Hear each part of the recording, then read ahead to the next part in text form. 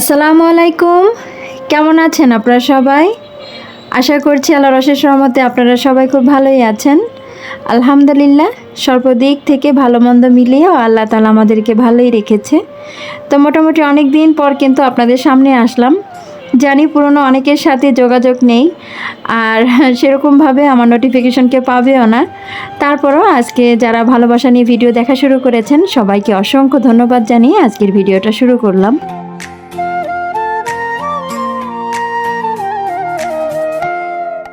দীর্ঘ প্রতীক্ষার পর কিন্তু আমার বাগান বিলাস গাছে ফুল আসলো, যেটা কিন্তু অসম্ভব ভালো লাগার ছিল। আমি তো ভেবেছিলাম কখন কোন জন্মে ফুল আসে তার কোনো ঠিক নেই। তো এবার দেখলাম এই যে ছোট ছোট কলি নিয়ে ফুলগুলো আসছে। তো বাগান বিলাস গাছে একবার ফুল আসা শুরু করলে কিন্তু আসতেই থাকে। তো জানি না আমারটার বেলায় কেমন হয়।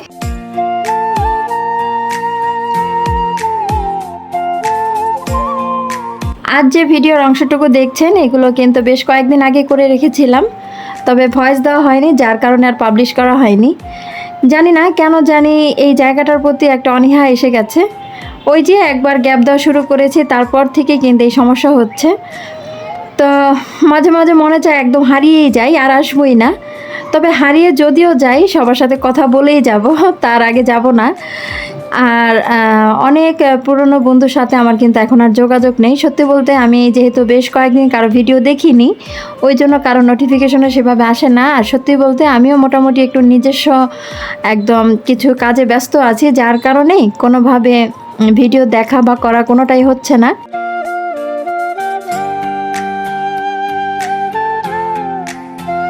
চোখেতে অনেক ছবি ভালো লাগে, আপন করে পেতে সাথে যে জাগে, তবু ভালোবাসা ভালো লাগা এক নয়, ভালোবাসা ভালো লাগা এক নয়।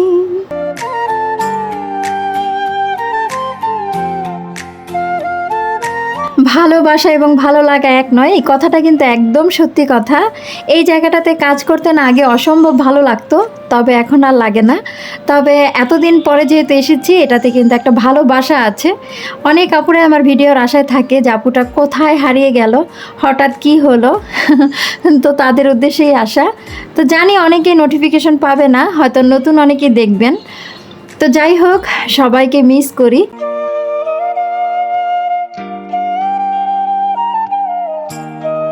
আজ অয়নের স্কুল থেকে একটু তাড়াতাড়ি বাসায় ফিরে এসেছি। বেশি সময় থাকবো না বাসায়, ওই জন্যই।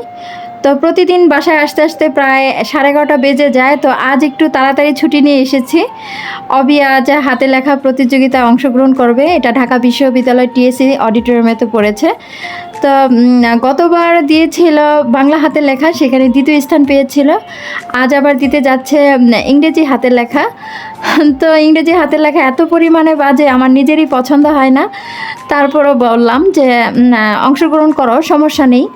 কারণ জীবনে সব জায়গায় যে সব কিছু হতে হবে এটা আসলে আসল কথা না, সব ধরনের অভিজ্ঞতা থাকা দরকার। তো তবেই তো কোনো না কোনো ক্ষেত্রে কিছু না কিছু হতে পারবে। তো আমার কথাতে আমার ছেলে কিন্তু অংশগ্রহণ করবে আজ।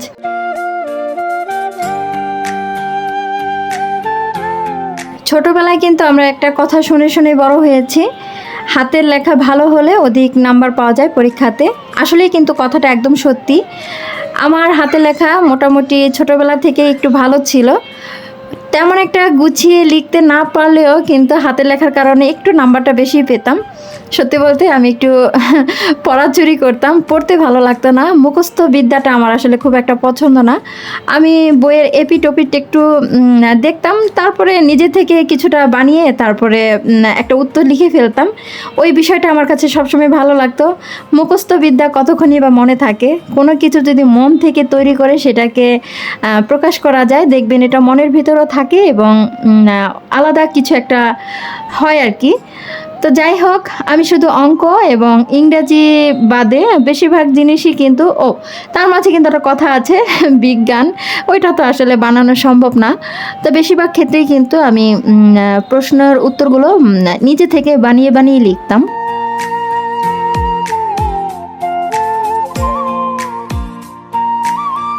আমার বড় ছেলেটা বরাবরই যে কোনো প্রতিযোগিতা আসুক না কেন নাম দিতে চায় এবং অংশগ্রহণও করে। তবে কিছু হয় বা না হয় সেটা আসলে বড় কথা না, তবে পড়াশোনাতেই তার যত অনীহা, পড়াতেই যাতে কষ্ট, এই কষ্টটা সে কিভাবে দূর করবে আমি বুঝি না। মুখস্থ করতে চায় না, বই ধরতে যেন খুব কষ্ট, আলসেমি। তবে ছাত্র ভালো, একটু মনোযোগ সহকারে পড়লে কিন্তু রেজাল্টটা খুব ভালো করতো। আমার ছোট ছেলেটা হয়েছে তার বিপরীত, সে আবার বই ছেড়ে উঠতে চায় না, সে খুব আগ্রহী পড়াশোনাতে। আমি বিরক্ত হয়ে যাই লেখাতে লেখাতে, কিন্তু তার লেখা শেষ হয় না বা পড়াও শেষ হয় না। দুই ছেলে আমার দুই রকম হয়েছে।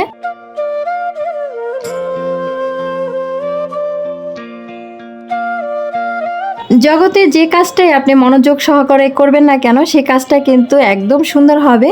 যদি সেই কাজের ভিতরে আপনার সুন্দর একটা মন না থাকে, মনের ভিতরে যদি কষ্ট লুকানো থাকে, দেখবেন সেখানে কিন্তু কাজ করতে ভালো লাগবে না। কেন জানি মনে হবে রেখে দেই, ওই রকম একটা অবস্থা। 2025 সালটা কার কেমন যাচ্ছে ঠিক জানি না, তবে আমার দিক থেকে যদি বলি, পেয়েছি মোটামুটি অনেক কিছুই, তবে হারিয়েছি অনেক কিছু। তো দুঃখ কষ্ট অনেক কিছু আছে, সব মিলিয়েও তারপরে আসি অনেকদিন পর পর আপনাদের মাঝে। আমার কথার মাধ্যমে হয়তো বুঝতে পারেন যে আমার মন ভালো নেই। জানি না আল্লাহ তাআলা কবে মন মানসিকতা ভালো করবে বা আদৌ ঠিকঠাক সব কিছু হবে কি না। তো দোয়া করবেন আমার জন্য, যারা এই মুহূর্তে আমার ভিডিও দেখছেন। আমার জন্য অন্তত এতটুকু দোয়া করবেন যাতে করে আমি সবসময় হাসি খুশি থাকতে পারি।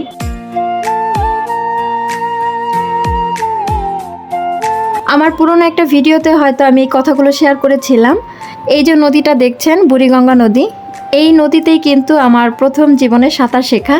খুব ছোটোবেলায় আব্বার সাথে আসতাম এই নদীতে সাঁতার শিখতে। আমরা যেহেতু অনেক আগে থেকে ক্যানিগঞ্জ থাকি, তো এখন নদীর কি অবস্থা সেটা ভেবে না খুব কষ্ট লাগে।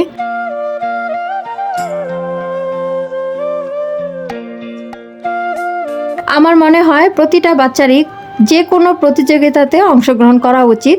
এতে করে বাচ্চাদের অনেক কিছু শিক্ষা মিলে। আসলে আমরা অনেক সময় ভয় পাই কিছু একটা হবে কি হবে না, আসলে ওইটা বড় কথা না। সে যে শিক্ষাটা নিচ্ছে ওই জায়গা থেকে, এটাই হলো কিন্তু তার জীবনে অনেক বড় একটা অভিজ্ঞতা। তো আমি ছোটোবেলায় অনেক সময় ভয় পেতাম, আমি এটা পারবো না বা এটা আমার দ্বারা হবে না, ওই জন্য সব সময় সব জায়গা থেকে পিছিয়ে যেতাম। তবে অনেক সময় না আমি দেখতাম যারা যেই জিনিসটা পেয়েছে সেই জায়গা থেকে আর কি জয়ী হয়ে, তো ওই জিনিসটা না আমিও পারতাম, তো তখন ভেবে দেখতাম আল্লাহ এটা তো আমিও পারতাম, তা আমি কেন গেলাম না। তো ওই যে মনের মধ্যে ভয়, এই ভয়টাই সবসময় একটা আতঙ্ক কাজ করতো। তো যাই হোক, আপনারা এই ভুলগুলো করবেন না। বাচ্চারা যে কোনো প্রতিযোগিতা হোক বা যাই হোক না কেন, সব কিছুতে বাচ্চাদেরকে উৎসাহ দেবেন, তারা যাতে শিখতে পারে এবং তাদের ভয়টা কেটে যায়। তবে আমার মা ওই জিনিসটা করতো না, যার কারণে আমি সেভাবে কোনো কিছুতেই সেভাবে অংশগ্রহণ করতে পারতাম না। আসলে জানতাম অনেক কিছুই, কিন্তু না জানার ভান ধরেই হয়তো সব কিছু রয়ে গেছে।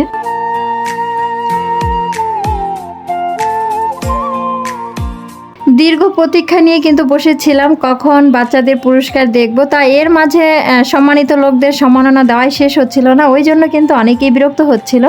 আসলে এটা তো হবে একটা বড়সড় অনুষ্ঠান, তো এখানে তো নানান রকমের কথা থাকবেই। আর সম্পূর্ণ কথাই তো একদম শিক্ষা নিয়ে, হাতের লেখা নিয়ে। হাতের লেখা সুন্দর হওয়া কিন্তু অবশ্যই জরুরি, প্রত্যেকটা বাচ্চারই হাতের লেখার দিকে নজর দেওয়া খুব জরুরি ব্যাপার। তবে আমার বড় ছেলেটাকে এটা বোঝাতে আমার খুব সময় লেগে যায়। তো যাই হোক, এইখানে বসে বসে তো একদম ক্ষুধায় পেট চোচো করছিল। সারাদিন তো একদম না খাওয়া, বেলা প্রায় 4টা বেজে গেছে। তো কোথাও কিছু পাচ্ছিলাম না। অয়নের বাবা কোনো রকমে যে আমাদের জন্য একটু খাবার ব্যবস্থা করলো। আসলে টিসিতে কাছাকাছি কিন্তু ওইখানে তেমন কোনো খাবারের ব্যবস্থাও নেই। তো অয়নের বাবা বলছিল যে আরও বসে থাকো না খেয়ে। তো আমি বলছিলাম আচ্ছা সমস্যা নেই। এই যে সুন্দর ফুলগুলো দেখে কিন্তু মনটা ভরে গেল। তো আমার ছেলে বের হয়ে বারবার করে বলছিল আম্মু তুমি মন খারাপ করনি তো আমি কিছু হতে পারিনি বলে। তো আমি বারবার করে বলছিলাম কোনো ব্যাপার না বাবা, আসলে সব জায়গায় যে সব কিছু হতে হবে এরকম কোনো কথা না, সব জিনিসের প্রতি অভিজ্ঞতা থাকা ভালো প্রত্যেকটা বাচ্চারই, এই কথাটা তো বারবারই বললাম। তো যাই হোক, আমার ছেলে কিন্তু তারপরে মন খারাপ করেছিল, আর সেই মন খারাপ নিয়ে সে বাসায় যাচ্ছে।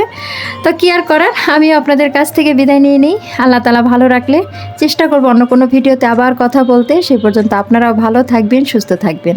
আল্লাহ হাফিজ, আসসালামু আলাইকুম।